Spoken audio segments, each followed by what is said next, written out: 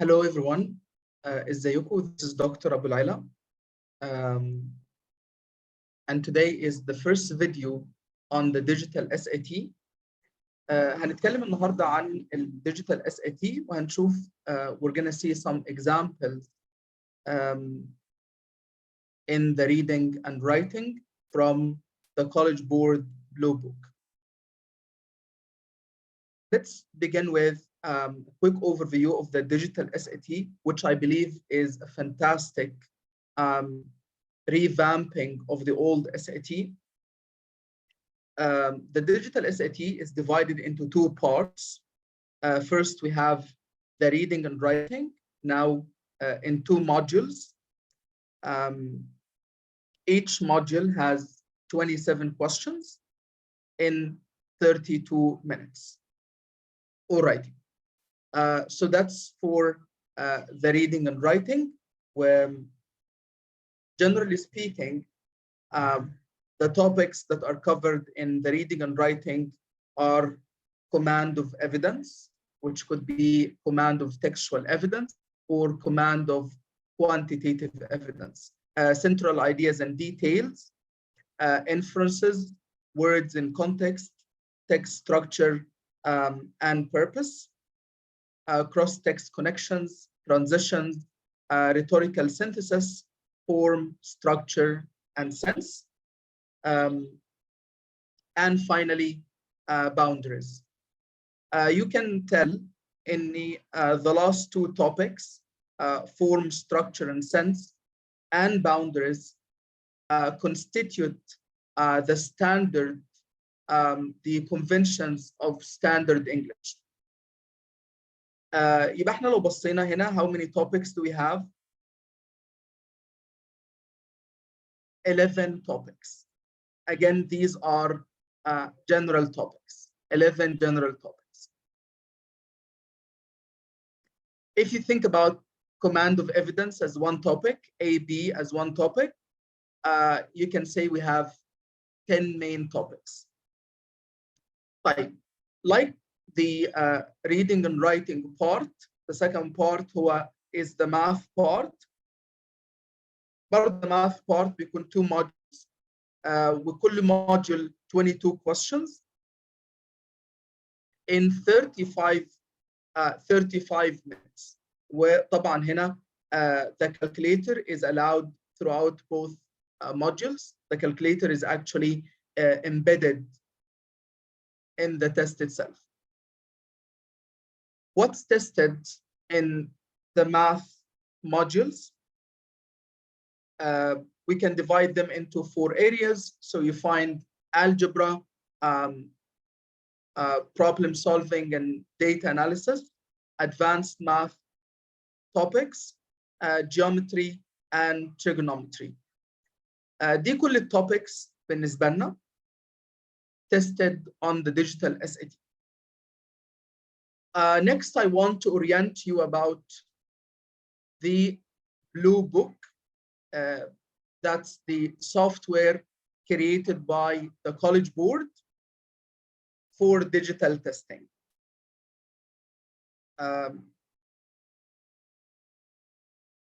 Let's open that.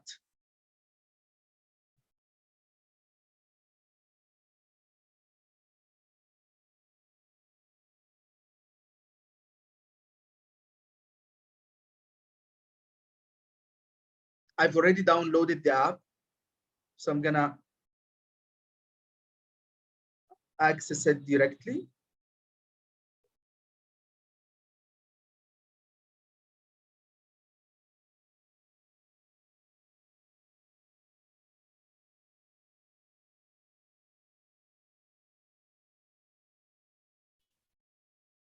That's the Bluebook app, as you can see.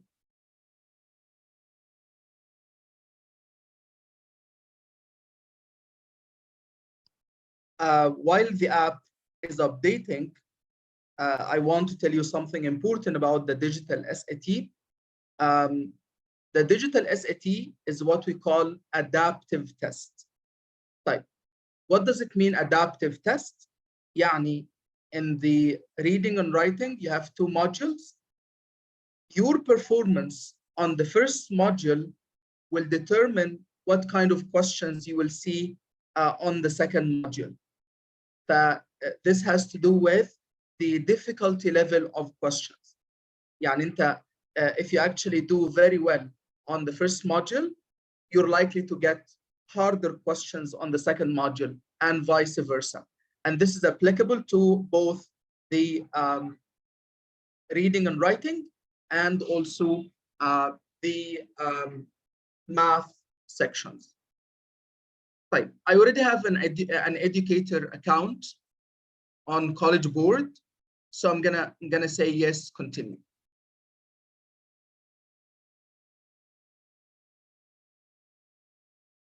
I actually think about the Bluebook as a very user-friendly app. It also contains some keyboard shortcuts for ease of use. And you can see here, you can either decide test preview or full-length practice. I'm going to go with the test preview because the reading and writing section has 8 questions there. And then next. It will ask you to select the test because AP exams are also available there, but I'm going to go to SAT and click next.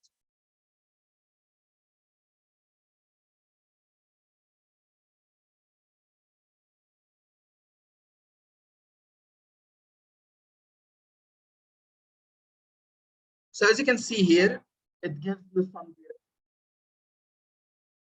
the questions in this section address a number of important reading and writing skills. Each question includes one or more passages, which may include a table or graph. Remember, we talked about quantitative evidence. Read each passage and question carefully, and then choose the best answer to the question based on the passage or passages. All questions in this section are multiple choice with 4 answer choices. Each question has a single best answer. So I'm going to close this and go directly to the first question. And if you look here at the question, you can notice the type of question. Which choice completes the text with the most logical and precise word or phrase? So you can tell what type of question this is. It's actually words in context or vocabulary in context. So we're going to be in recommending a librarian noted that pieces by the spoken word poet don't lose their blank nature when printed. The language has the same pleasant musical quality on the page as it does when performed by feet. So basically, I need to select the best word that suits the context of this short passage.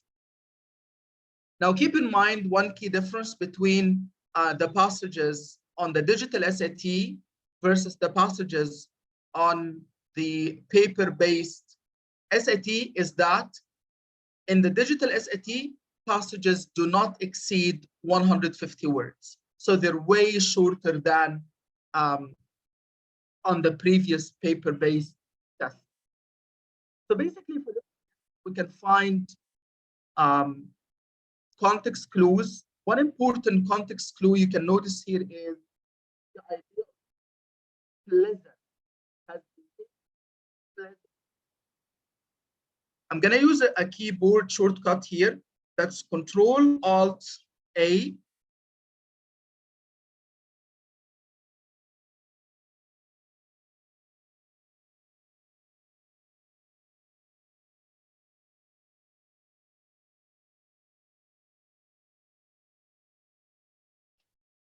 And Control-Alt-A is for annotation.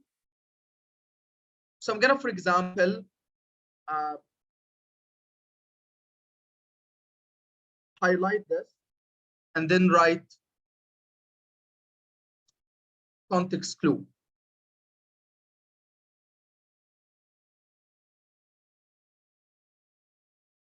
As you can see here, it's highlighted. And I'm saying, I want something that's similar to pleasant sounding, right? So I haven't checked any of these words yet. Now I want something that means pleasant sounding. And so what I'm gonna do is I'm gonna check the choices now that I know what I'm looking for. I'm looking for a word that means pleasant sounding. So there is another way to help you here is that you can actually cross out answer choices you think are wrong. So the process of elimination will come in handy here, will be beneficial to you. So basically, if you click on this, it will disappear. If you click once more, it will appear again, and you can basically eliminate choices. So scholarly relates to, scholarly means academic, basically comes from the word school, so something educational. I know this is completely wrong. Melodic here relates to the idea, melodic actually means pleasant sounding. So I'm going to keep this one. Jarring is actually the opposite of melodic, right? Which means not in harmony. And so I know this is the opposite, so this is wrong.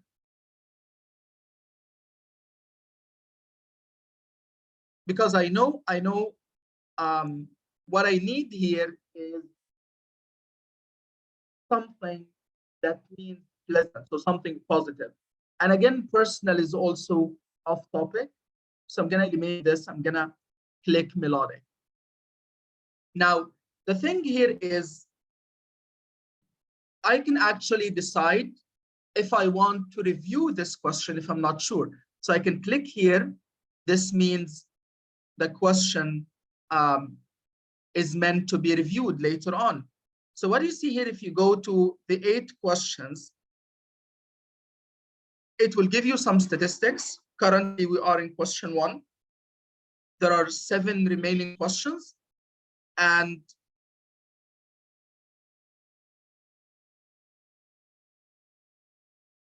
I can see that 1 is put for review.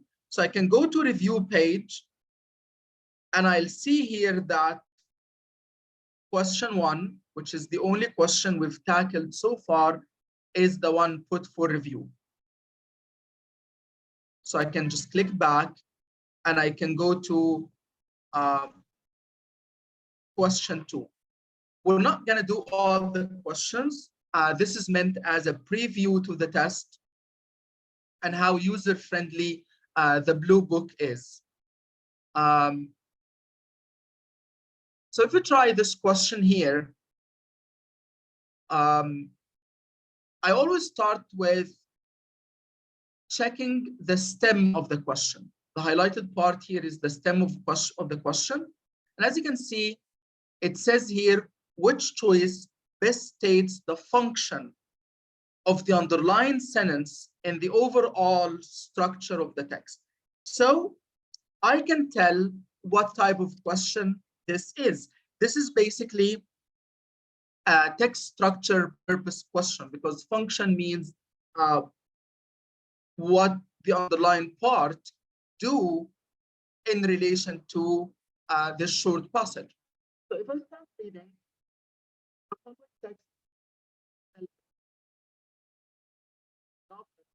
the lightning rod back. The statement still stood in the exact middle of the cottage where he had first planted himself. His singularity impelled a closer scrutiny. A lean, gloomy figure, hair dark and lank, marriedly streaked over his brow, his sunken pitfalls of eyes were ringed by indigo halos and played with an innocuous sort of lightning. The gleam without the bolt. The whole man was dripping. He stood in a puddle on the bare oak floor, his strange walking stick vertically resting at his side. So basically, his singularity impelled a closer scrutiny. Now, what does the following part do? Basically, scrutinizing the man. So, one key word here is the word impel, which means pushed or encouraged, and a closer scrutiny, like checking him carefully. So, we know that the reason that this sentence tells me why the following part occurs, why the closer scrutiny occurs. So we're going to go through the answers now. And what you see here is I'm using the process of elimination depending on my prediction. I predict what the correct answer. Again, this could occur in my mind. I could take notes, but for the sake of, saving time, I'm not going to jot down any notes. But in my mind, I know what I'm looking for. So let's go through all the choices and see which answer corresponds to the function that I had in my mind. The first one says, choice A, it elaborates on the previous sentence's description of the character. But was there any description before the underlined sentence? No. So I know that choice A is wrong. I can eliminate it confidently. I can do that confidently. Let's go to choice B. It introduces the setting that is described in the sentences that follow. But the following part doesn't actually introduce the place. It introduces the person himself, a lean, gloomy figure. So I know for sure B is wrong. It doesn't introduce the setting. Now keep in mind, you see function words here. Elaborates, introduces, establishes, sets up. All these are what we call function words. Elaborates means explains, introduces means give you an idea, first thing to begin with. It establishes a contrast. Establishes a contrast with the description in the previous sentence. So there is no such contrast here. Establish here means create. So I know there is no contrast here now. I am positive that A, B, and C are wrong. So I know for sure the answer is D, but I need to read it carefully to make sure it's actually the correct answer.